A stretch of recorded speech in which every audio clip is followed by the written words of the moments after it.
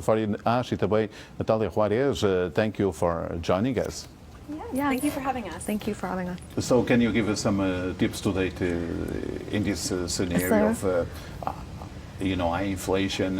Yeah, well, I mean, it depends on the stage of a relationship, but if it's a first date, I always suggest going on a coffee shop. There's so many cute coffee shops in Toronto, and that's a really nice way to get to know someone and build from there. And a factor? I don't think so. I think that in terms of dating, it's not really a factor as long as women have reasonable expectations, not having fancy dinners right off the bat. I think that it poses a problem once you move into a relationship when it comes into buying a home together and things like that. That's when the economy is really going to sort of play a role. Can you give us also some ideas about the first date?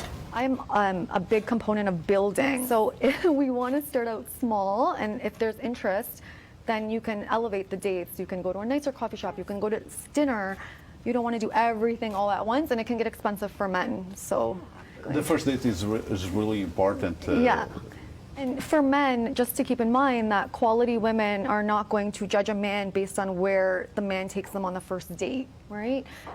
Quality women want a build-up, right? So do you think this factor, the economic impacts the relationship? I do think that the economy is going to play a factor in relationships today. It is going to be a stress in the relationship because interest rates, depending on, if the man is more of the provider, it is going to be a little bit more of an issue, which is fine. But if there's a good groundwork in the relationship, then you'd be able to talk through it and communicate. Is it easy to find a partner in this time? I found my partner during COVID. We got engaged last year. I went on a lot of dates, though. It's possible. Will paying for dating apps make you more likely to find your love? So I have an interesting take on that. I love online dating. I agree. I don't believe that women need to pay for apps. I found my partner on a dating app. I feel like if your heart is open and you're feminine in your nature, women don't need to necessarily pay for apps.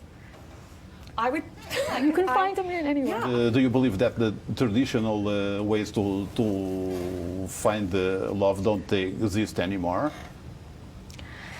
I think that they exist. It's harder? I think that they exist, but if it depends on, if you're working from home, online dating, there's such a stigma around it. It's a beautiful way to connect with a lot of people that you would normally not meet when you're in school. And what is it, the ideal relationship? Yeah. Ideal relationship. Well, I teach masculine and feminine relationships, so I believe that there should be polarity and attraction, and there should be a leader sort of in the relationship. For me, it's more of the man leading in his masculinity and a woman leading in her femininity, and then partnership. As long as there's equal values, similar values, if there's similar values and opposite energies, to me that makes an ideal relationship. One last question: how should we celebrate the Valentine's Day? For me, it's for women that are more in their femininity. I love words, so if my partner brings me a card or just writes a note, dinner and all that is always nice. It's an extra, but just something a little bit more thoughtful. Thank you very much, and all the best. Thank you. Happy Valentine's Day. Yes, happy Valentine's Day.